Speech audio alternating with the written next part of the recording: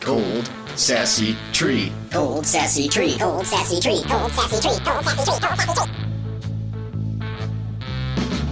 It was one fine day, and I was off to go fishing down by the creek. I bet nothing bad will happen to me today. My grandson, Will Tweedy, he was going down to go fishing. I didn't see any train, so I kind of like laid down on the tracks and stuck my ear on the train line, whatever you want to call it, trestle. And I heard a little clinkety-clink kind of sound. He turned around, and there came the train. Hey, look, here comes a train. So I started to step off of it, but then my fishing pole got stuck between the train tracks. And so I'm like, this is going to set the train off course, and then I'm going to be the one blamed for it, okay? It's my fishing pole, so I'm wedging it, trying to pull it out. You know, he's kind of a wimp, and it probably took a lot of effort. And then the clinkety-clink of the train's getting louder and louder. Oh, boy, howdy, I was in trouble. And Will Tweedy, he started to get real scared. So he turned himself around, started running the other way. The train was coming and started whirling around the corner, and so I ducked, and I fell down, and then the train flew over me, and there was like oil and loud and fire, and it was burning my neck, and my ears were exploding. And he figured the train gonna go right over the top of me if I lay down here twixt these two rails here. And so first the train was going over me, and I was like clenching my ears with my arms, and the sound, it was hurting my ears. Oh, poor Will, poor Will. And then I realized I wasn't dead. I was alive. Yes, I was burning and scorching in oil, and I was like being disintegrated, but I was alive. Boy, howdy. And, well, that's probably why he came home looking like a disaster that he was. And then I saw sunshine, and I was like, because my arms were hurt so much, and my ears, it's like there was like daggers in them. Oh my God. Will Tweedy, is that you? My foot! Come in! My foot! You okay, Will? Come on. He survived, and I come home later that day to find him in the whole town, putting in the whole town in his bedroom, seeing how he was doing. I bet he just even made that story up. Bluefoot Jackson, how do you feel that your friend Will almost joined you in the afterlife? Interesting response. Now, Will Tweedy, he about 14 years old. So he grown up, he's starting to be attracted to the little gals in the neighborhood. I was driving my dad's brand new red Cadillac, gonna go drop off some vegetables for a neighbor, when I was driving down the road and I saw Lightfoot. I think he's had a crush on her for like, who knows how many years. So I honked, drove up, I offered her a ride, and she hopped in. So we're driving down the road, just kind of talking, really awkward silences, felt a little bit uncomfortable.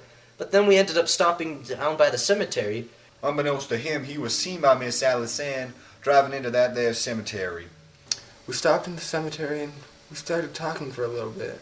And we started talking about some really touchy subjects, getting all soft. I just got so depressed and I started thinking about my dad.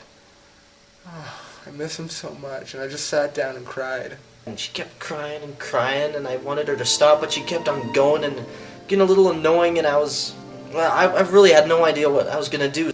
Will tried to comfort me, but it just didn't work. I was just so depressed and sad.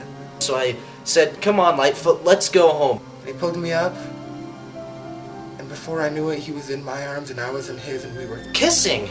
Like, I don't know what happened before he could say doodly squat. We were just making out. I never felt anything like it before, and I didn't want to, but I didn't want to stop either. I was on fire.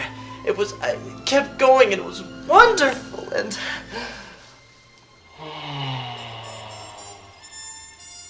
And then I heard the voice of God, and I looked over, and it was in the form of Miss Alice Ann.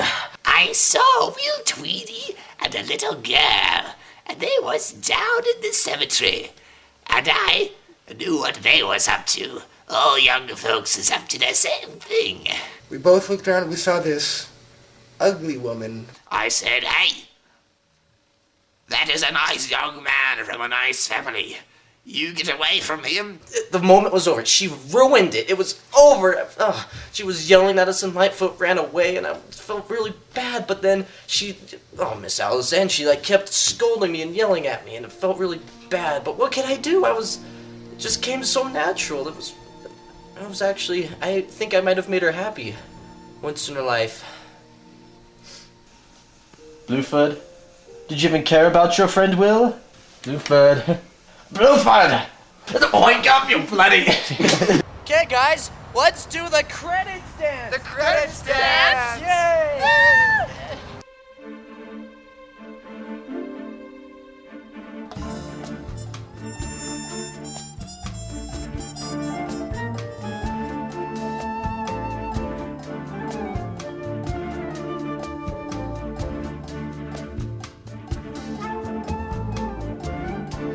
Bluefoot Jackson.